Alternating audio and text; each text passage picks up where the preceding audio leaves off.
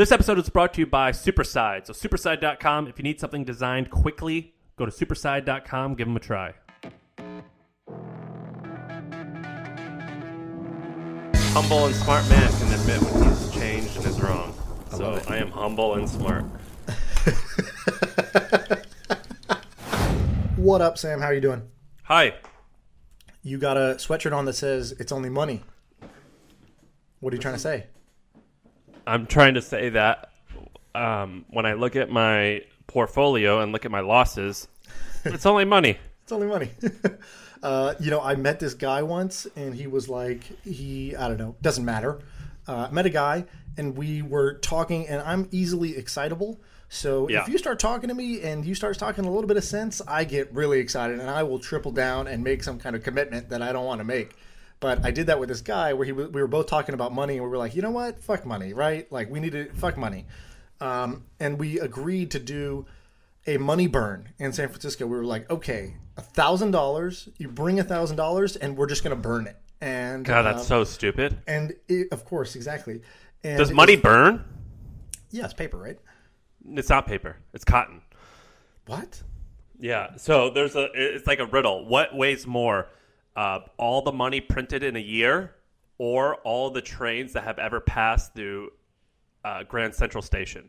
And the answer is they weigh the same, which is they're both weightless because trains don't pass through Grand Central Station and money isn't made from paper. Ah, okay, good. I love riddles. Thank you for that. It's made out of cotton. So in fact, it does grow on trees. But I'm pretty sure money burns. I think I've seen this in movies, unless they're using fake paper there. But anyways, we didn't end up doing it because I pushed out because I was like, do I really want to burn $1,000? I don't think I do. And also I was like, stupid. This is going to get so much blowback and no one's going to care about the intentions behind it. It's just going to come across as a douchey thing to do. So I didn't do it. So I'm sorry to my friend. I backed out of it. But I do like the idea of sort of letting go of the attachment to money. But anyhow, it's only money. It's only money. And I paid $50 for this hoodie. $80 or something. I bought it because Dave Portnoy. Have you seen what he's done? What do you mean? Which part of the founder of Barstool?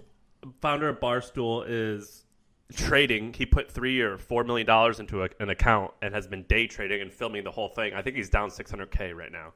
Right. Yeah, and it's awesome. It's so good. It's really exciting to watch. And he wore one of these, so I bought it. Nice. His plan is going according to plan, I think. I love it. It is. He's losing a lot of money. You want to get into this? Yeah, let's do it. Okay, I think I have 2 or 3 interesting things. Have you read what I wrote? I'm looking at it right now. So are we talking? Okay, we talk about 3 things on this podcast, right? Ideas, so like kind of interesting ideas based off of trends, observations, etc. We talk about people that are doing interesting things or living interesting lives, and then the last one is that we talk about just cool stuff we saw or stuff we're trying ourselves. And so which one? This first one. Which one is this? I have number 1 and I have number 2. Okay. So there's 2 of them. The first is, let's do the Japanese one. Okay, so one of my favorite things to do, and it's kind of a nerdy thing, is I love looking at, and I've told you this, I love looking at what other countries do and figuring out why it's interesting and why we don't have it in America or the other way around. Okay. And the Japanese and Chinese cultures, which I know close to nothing about, I don't entirely understand if they have anything in common. Like, I don't know if like the similarities between Japan and China is the same as America to China. Like, so I don't know.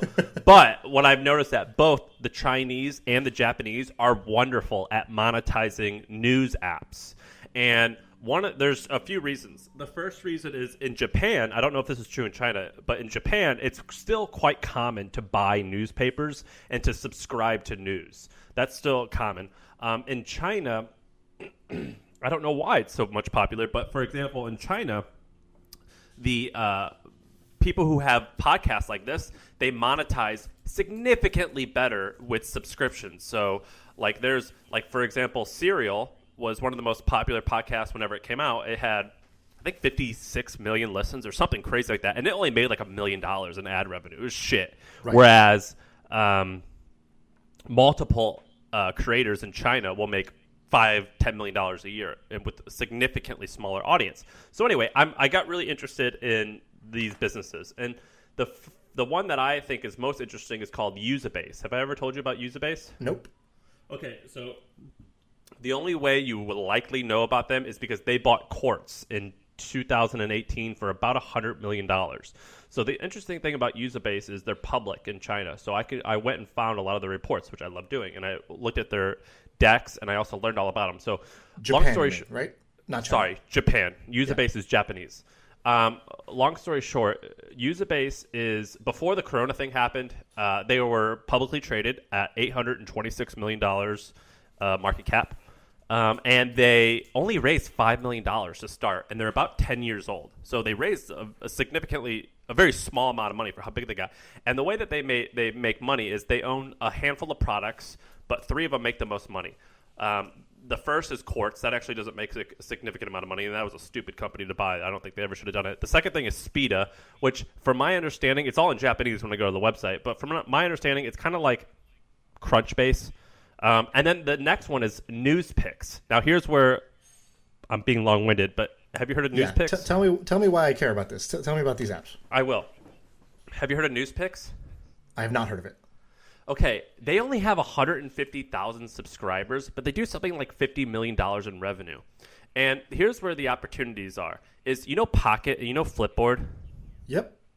They have something like $50 million or 50 million users. They don't make shit. They lose money. They don't make shit. And so what I want to ask to you is, how do you think you would monetize Flipboard and Pocket and these things better? Because now's the golden opportunity for news stuff. And I guess I'm just excited because I'm a news junkie. But these companies are significantly better. They make something like $100 per user in revenue versus Pocket, which is probably like 50 cents. Right. I think one way to think about this is who is successfully replicating that model here, right? So you have The Athletic, which has built a pretty large revenue business off of subscriptions.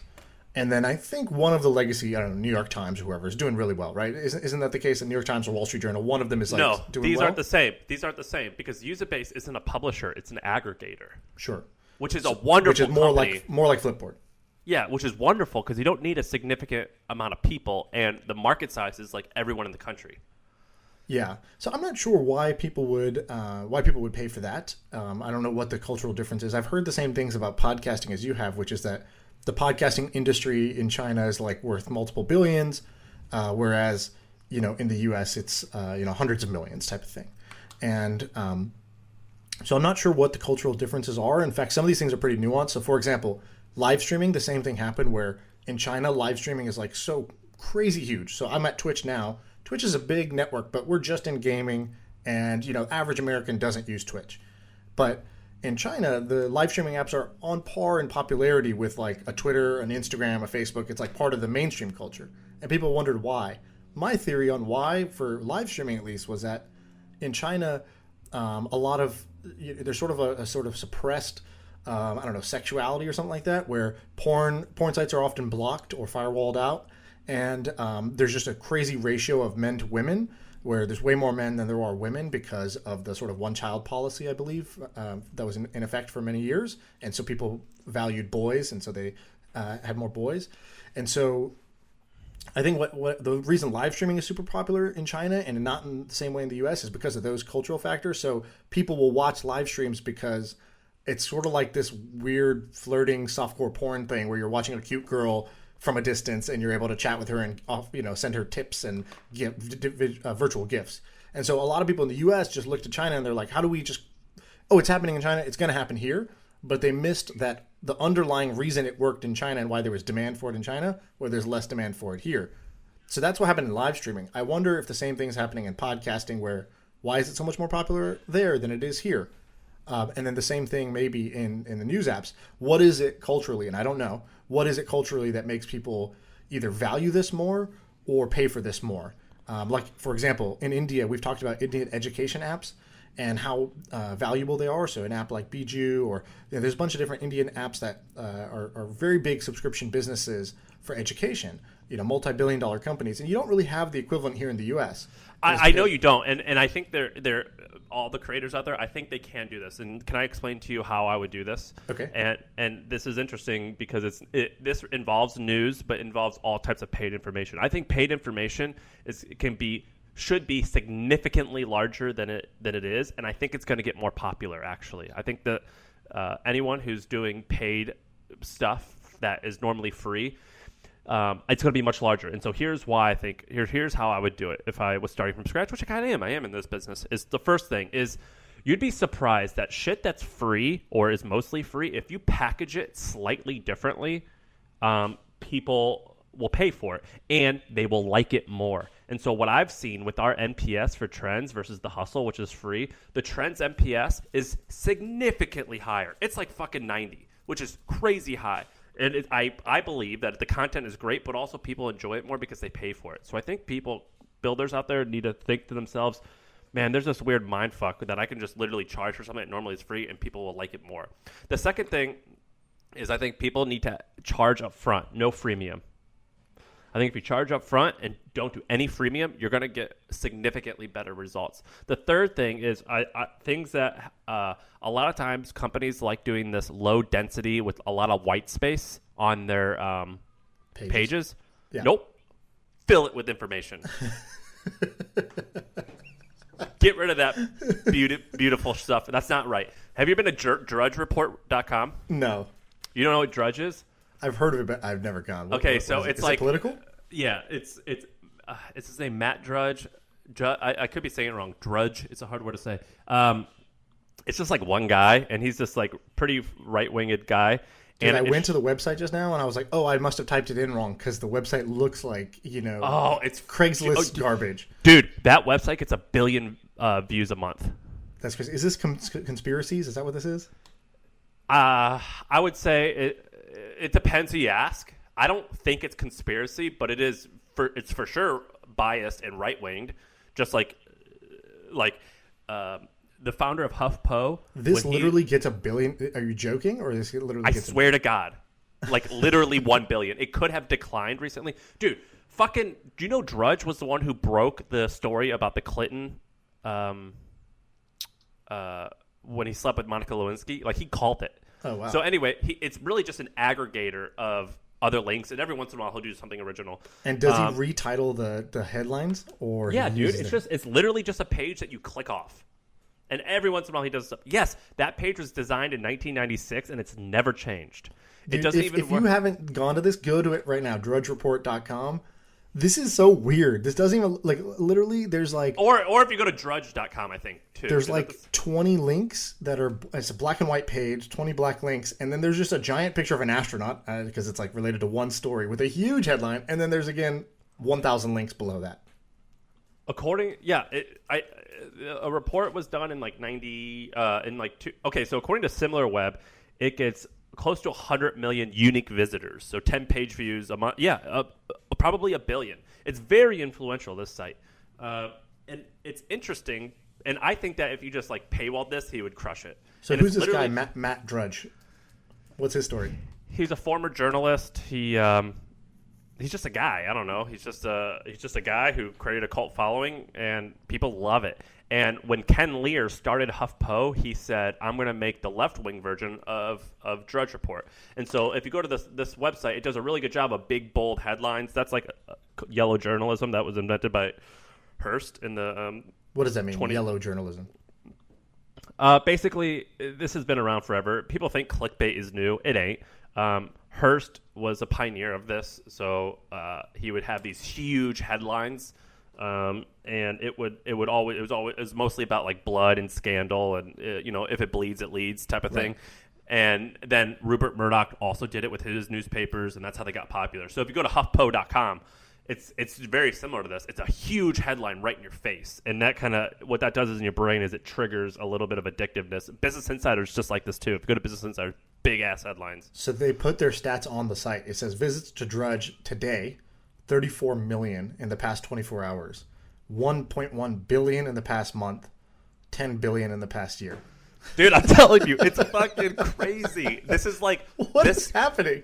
This website is like the Craigslist of news. Like, it's a tiny ass staff. It literally could be 5 people, and it could make $50 million a year. And he monetizes anything? He has any ads, or what does he do? So he monetizes it with a couple ads. And I knew guys who were the ad sellers. Like, he uses a third party, so it probably has Google AdSense and things like that in there. But he also uses like a third party direct seller, like a company that sells ads on it. And they said that it was like the best, like the biggest site ever for ads. Dude, I'm on their site right now. I'm asking to advertise because I want to get their info. Great hack for anybody who wants to know how much traffic does something have, how many users does it have, how many listeners does this podcast have. Go to advertise. You inquire, they'll tell you the info, and you'll get a sense of it. So you hit reply to their marketing emails, and there's typically a marketing manager on the other end who will tell you the answer. Right. So anyway, is this not like fucking fascinating? It is. Maybe I'm just an idiot, and everybody out there's like, dude, of course I know Drudge. I'm one of the 10 billion visitors. But no, young people don't know this. I've heard the name. I never even looked at it. Alan and Brady, have you heard of this? Yeah, give us a F in the chat if you know it. If you don't know it, give us something else. Oh, okay, he knows. He knows about it now because we're talking about it. All right, one said yes, one said no. he says y'all sheltered. Nice. Okay, good comedy from the super interesting shit, man. And so why doesn't the Hustle have more visitors, dude? Look at this guy. This guy's killing it. Well, a few reasons. One, it was definitely easier to build a cult following in 1998 when he launched in I don't know when he launched. It could have been 98. I mean, it's like why doesn't Let Go beat Craigslist? It's like, well, because Craigslist has been around since 96 and they just gained market share real fast. Dude, there's a part of me that wants to just like create some alter ego that just does some Sean Hannity, Milo Yiannopoulos style character that just says outlandish shit. I just want to see, could I do it? Could I the answer is yes, by the way. Market my way to the top through the answer is yes. One of our friends did this, and he got a lot of traffic, and then he canceled it, and he ended the site because he's like, I just can't do this. This is sucking my soul. But it worked really well.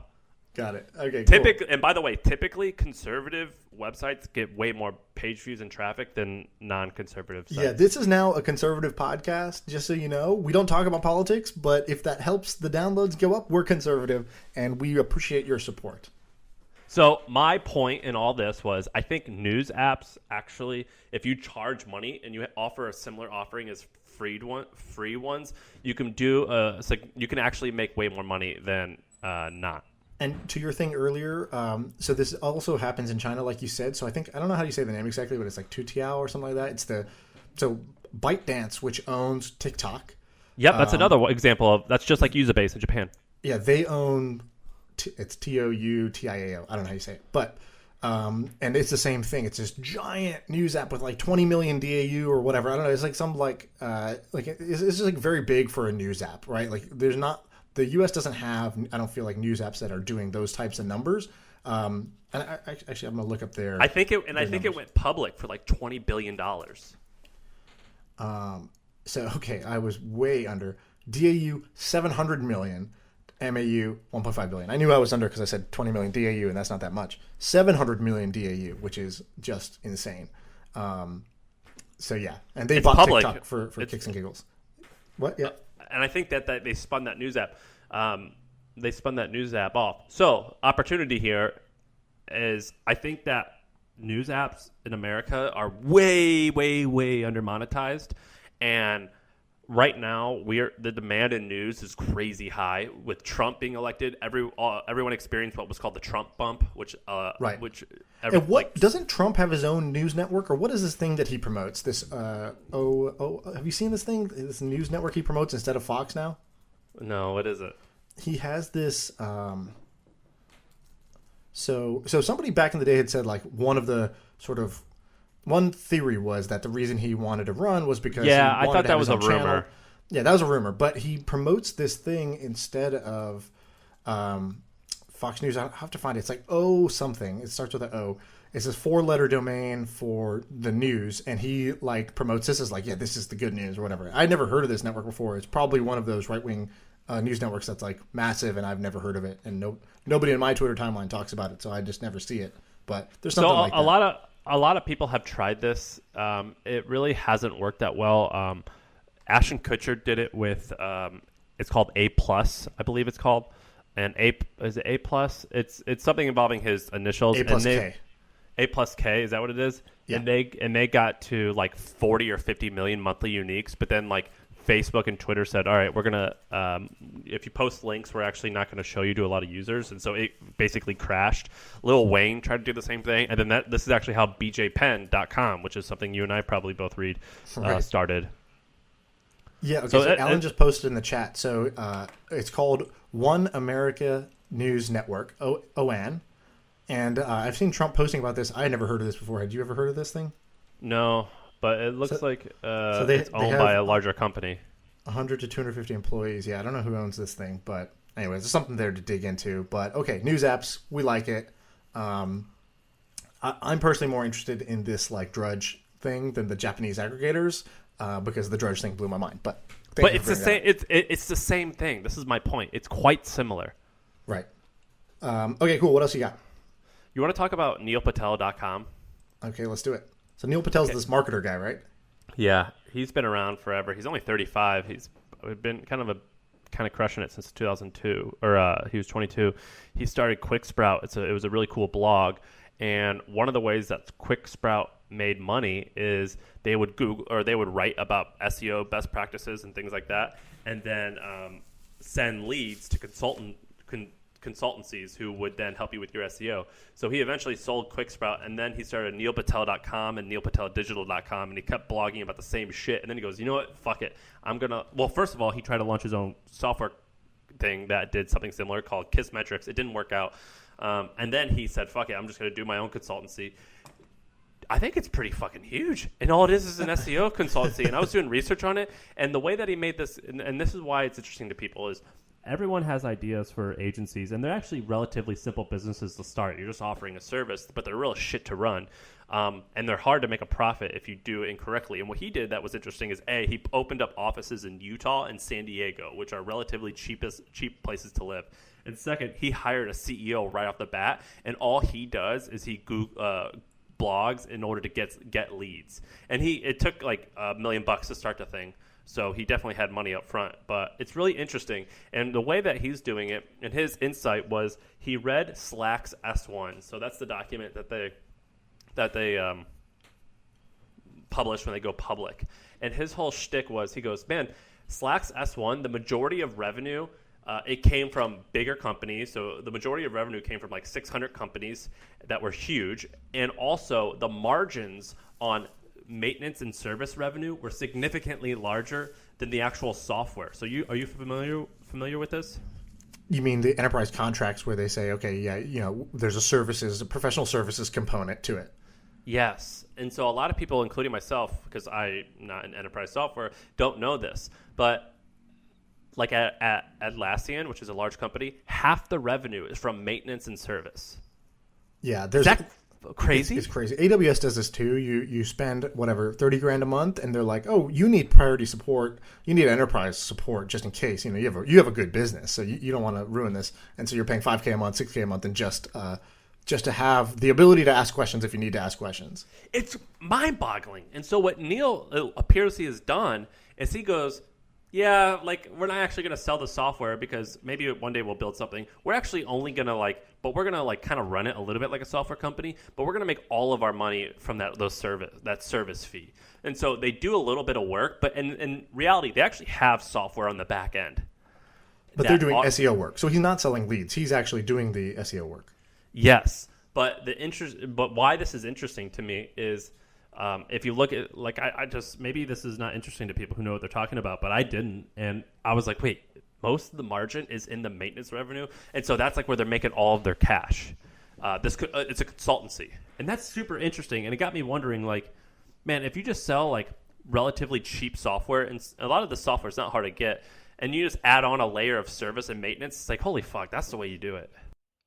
All right, this episode is brought to you by Superside. So here's the deal. I'm incredibly impatient, like horribly impatient. I get an idea at midnight, and on 8 a.m. the next day, I want it done. And unfortunately, hiring people to get that stuff done is really time-consuming. It takes forever. So Superside.com, here's what it does. You go to Superside.com. They already have a team of designers ready to go. You tell them what you want, and they get it done. It's 20 times faster than traditional hiring and 50% more affordable than agencies. If you need something designed and need it done well and fast, try them out. Superside.com. I've used them before. Love them. Yeah, that's one way. I first heard this because there's this guy on Twitter. I think I've shouted him out before. I grabbed dinner with this guy once, but his name's Chethan. Chethan P is his Twitter. So CHETANP, I think, something like that. And he's an investor at Benchmark, which is probably one of the top 5 venture funds in the country. And he does enterprise. He's specialized in enterprise. He just made the Midas list, which is like the VC like whatever 30 for 30 or 30 under 30 list basically. And so anyways, he tweets out these little summaries about enterprise companies where it's like 7 bullet points and you understand how this company makes their money and how fast they're growing and like what he highlights. Only 30. No. I'm saying the Midas list is like a bullshit list like the Forbes 30 under 30. But anyways, he often posts these like, hey, counterintuitive. People think it's all about software. Look how much of their contribution comes from services. Hey, everybody thinks you should be adopted bottoms up. Look at this company. They do the complete opposite. So he's very good at pointing out the like many ways to win.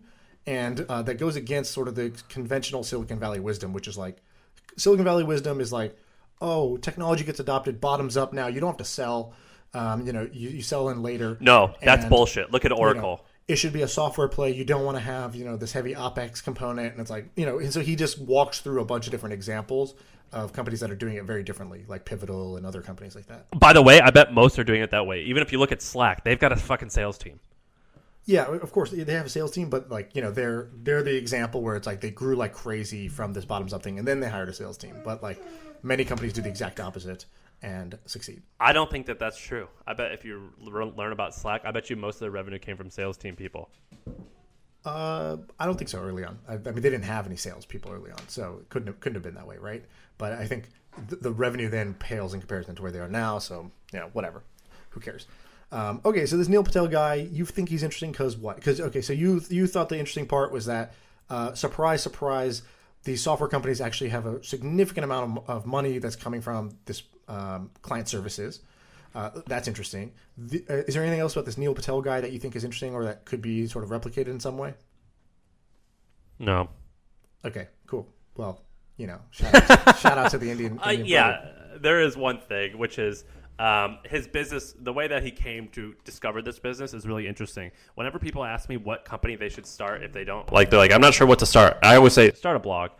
And the reason why is his insight. I bet you he's made $100 million, this Neil Patel guy, in profit over the last 10 years. I bet he's rolling in it. I'll take the under, but okay. Dude, I'm almost positive, this Neil, is a huge clear thing. the air.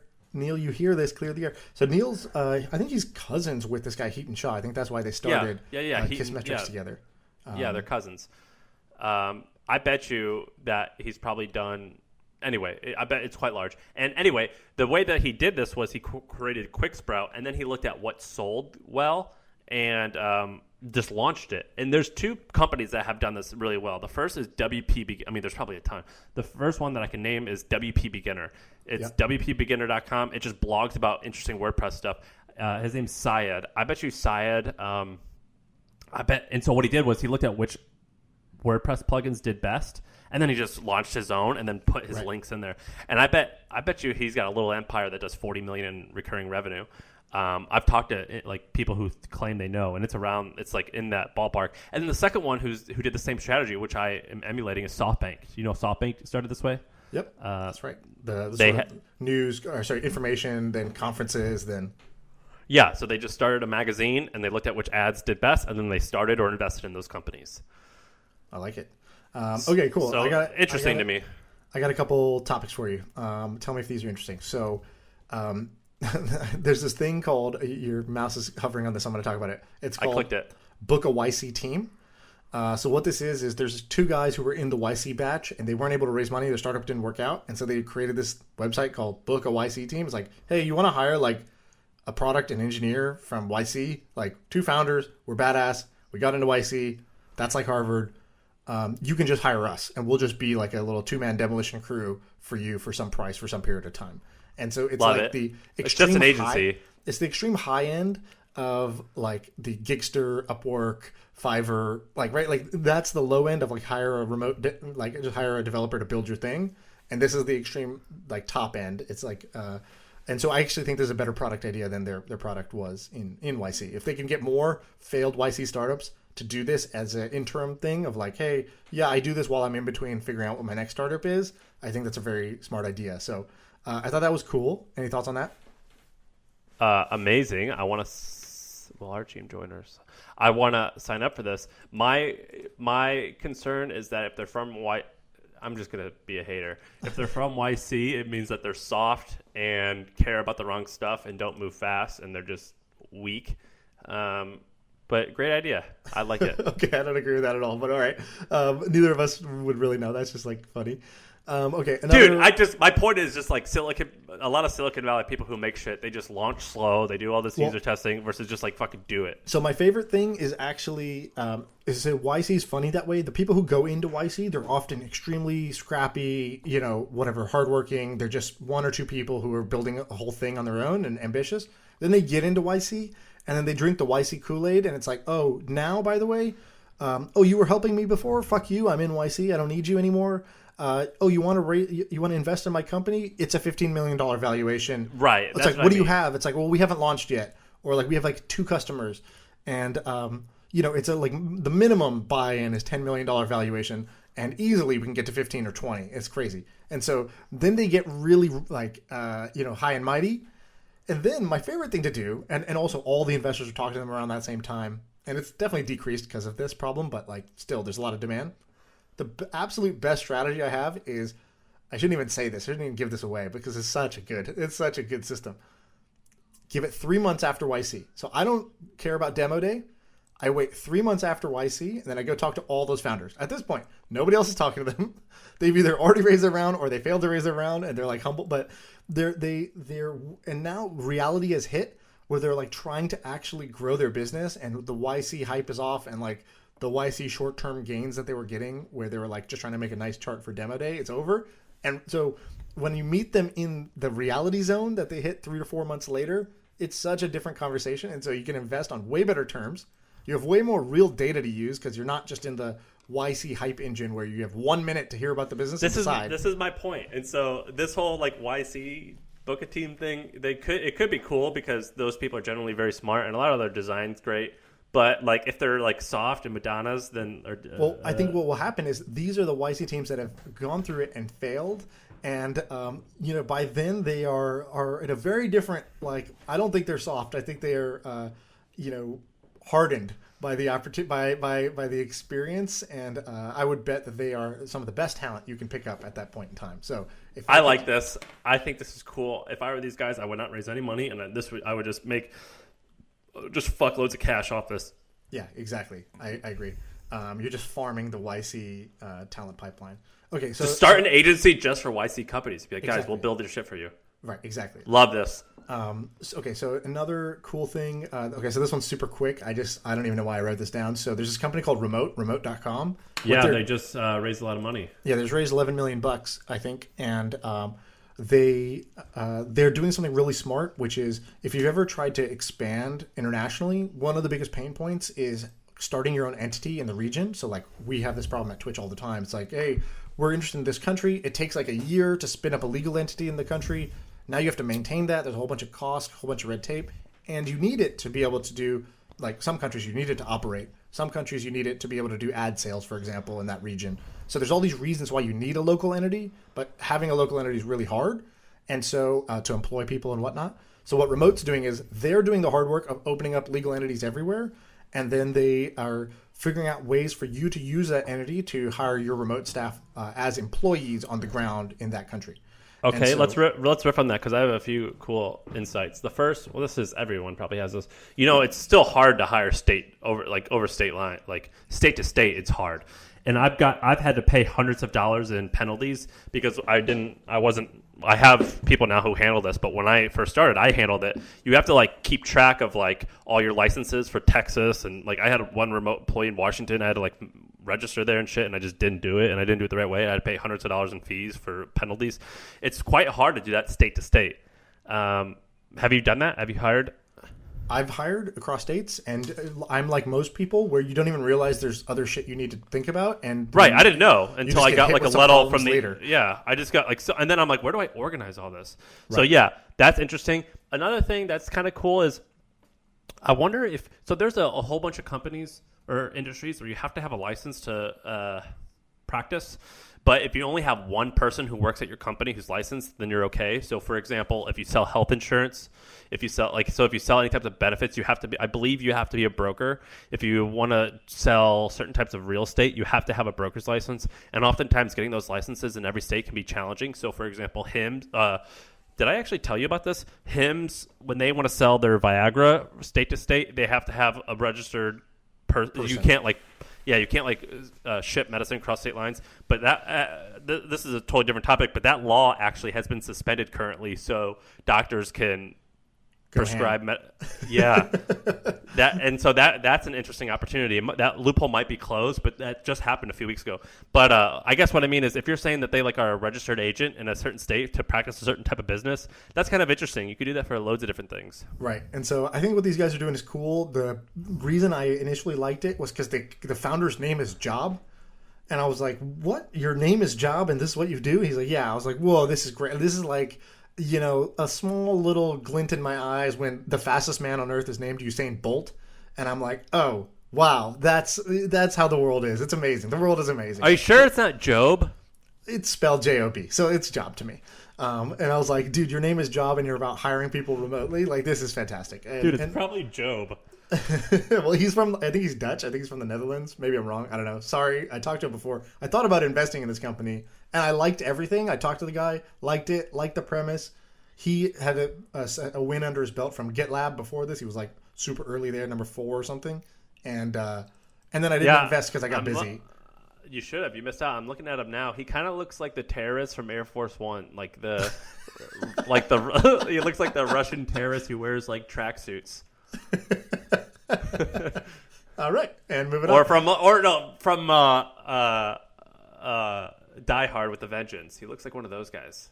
Yeah, dude, he's not soft. This guy's hard, dude. He's hard as a Russian terrorist. Dude, Google his name and look at his headshot. He looks like a terrorist in Call of Duty. I can't even Google. I just Googled job remote. I got a bunch of job boards to work remotely. His name's Job van der Voort. Yeah, that's right. All right, let me take it. I've talked to this guy on video chat. Oh, he looks good. He's a handsome guy. What are you talking about? I didn't say he's ugly. I just look like he'll fucking kill you. Yeah, he looks like he'll fuck you up. Which I think you need to do international business like this. So, okay. Yeah, I like this I'm company. not criticizing. It's a compliment, if you ask me. And he just looks like he's selling nuclear arms, not recruiting services. Okay, I got an idea for you. This is a boring idea, so you're probably not going to like it, or maybe you'll like it. I don't know. So right now, one thing I'm learning, this is part of my import list from a big company, which is basically at a big company, one challenge is that you headcount is like oil, and so you every division wants more headcount. The company raises money so that they can, or decides every year how much headcount they have. It's like a magic number, and so but then the problem is that, that's it tells you, hey, you're going to hire 25 new heads this year. That's your department. That's what you got. But the problem is some people leave, right? So you have attrition. But the problem is nobody knows how much attrition there's going to be. And so I'm learning right now how big of a problem this is, which is there's HR people who are trying to model in Excel and trying to go back through this stuff and trying to figure out, okay, year over year, what's our percent attrition? How many people leave the job? 15% a year. How many are going to leave this quarter? And you need this to do financial planning, so you know how much you're going to spend. You also need it to figure out how much to hire, because you don't just think about, okay, if we're going to do this amount of work, we need to hire this many more people. You have to take into account that you're going to also lose people, and nobody knows how much you're going to lose. So I think there's something around attrition for big companies, which is either a much better modeling system, an automatic projection system, forecast system for attrition. It takes your historical data. It can take the other company attrition and tell you, hey, a lot of people are switching jobs right now. Or like for COVID, we predict that a lot of people are not going to switch jobs right now due to the uncertainty of the economy and like. How isn't that aren't these isn't this a thing? Isn't this what PeopleSoft did? Maybe, I don't know. I don't use PeopleSoft, but I know that like we use Workday and other things like that, and this doesn't come baked in for that, or at least we don't. Well, that's use interesting. So, like, if I wanted to get rich and I liked software, I absolutely would do something in that field. There's another version of this, which is just if you can help companies figure out who's going to leave. So, like, one thing that happens when I open up my computer sometimes is Amazon has this internal, what they call a pulse survey. It's a quick one question that pops up, and you just answer it. And it's like very lightweight, and it helps them collect data about like, you know, how employees are feeling or whatever, right? And so I think it'd be interesting if you could find a way to make it where employees would feel comfortable saying if they're thinking about searching, if they are job searching, and they know it's totally anonymized and protected, but it helps the company figure out, oh shit, you have this percentage of your engineers that are thinking about leaving the company. So map that to potential attrition. So I think there's something to solving this attrition problem for companies. I think there's a business there. I don't know too much about it because I just Googled it. It's new to me. I just Google it, and there's a few headlines. IBM's AI-backed employee retention software can predict within 95% accuracy which workers want to leave their job or are going to leave their job. This is cool. This is a great idea. Algorithm can tell you when they want to hear what's going well with employees, what isn't, and they will tell you within 95% certainty if they're going to leave. That's pretty cool. There's something to this. Okay, and then there's one other thing I wanted to talk to you about, which is, do you know who this guy Yishan Wong is? Have you heard this name before? Yeah, he was the CEO of Reddit. Yeah, he was CEO of Reddit. In 2005, he was at Facebook, so he was very early at Facebook. Seems like a super smart guy, to be honest. And I've been reading his like blog for a while. I think this guy's smart, but I didn't know what he was doing. And I just heard he's up to like a new company. And so I was like, all right, anytime there's somebody who I think is really, really interesting and they're doing something, I want to know what it is. And it's pretty ambitious, and I wanted to talk about it. So he's literally trying to solve global warming by planting a bunch of trees.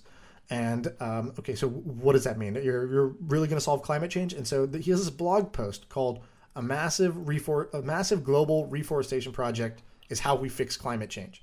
And he walks through just sort of his logic one by one. And this reminds me of like, God, I love this shit. I remember reading Elon Musk's secret master plan that he published back before Tesla was famous. And I remember reading that and being like, wow, this is like really audacious. Who's this Elon Musk guy? Okay, he did this PayPal, Zip2, you know, he did this other company. I should pay attention to this because this sounds pretty audacious. And, you know, I can't disagree with the logic here. And that's how I felt when I was reading this. Now, I think this is out of my depth scientifically, so I don't know if this is legit, but he's a legit guy. And so I respect that he's looking into this. So is this a business? It's a business. So how does it make money? I don't know yet, but because he hasn't released too many details. In fact, he hasn't like announced that he was really doing this. He just posted one blog post about theoretically how would you do it. So he just walks through. Look, we produce 45 gigatons of carbon dioxide every year, and the best way to get rid of carbon dioxide is forests. To get rid of this amount of, we know how much one acre absorbs. So that means we need 3 billion acres of forest. Where are we going to get that? Well, turns out we know how to turn deserts into forests. And we've been doing this in China and Israel and other places. And so he's like, all right, there's 4.7 billion acres of desert available. We need 3 billion to solve the climate change problem, to absorb all the CO2 we're emitting. And he's like, okay, so what's the problem there? Well, to turn a desert into a forest, you need irrigation. To do that, you need solar energy. To do that, you need this. And so he's literally walking through, and now he bought a plot of land in Hawaii where he's doing a proof of concept for this. Yeah, I'm reading about it. In August 17th, 2019, he launched this, or he announced this. So if you Google Yishan Wong, so Yishan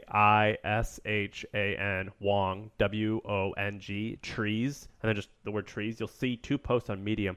Dude, this is fascinating as shit. This is awesome. I don't know how this badass. And like, I don't know how it makes money, but it's cool. Yeah, if he saves the world, fantastic. I don't know if it makes money or not, but he talks about like, okay, the cost of this solar project.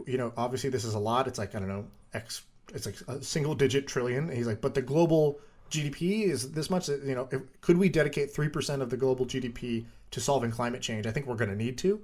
And amazing.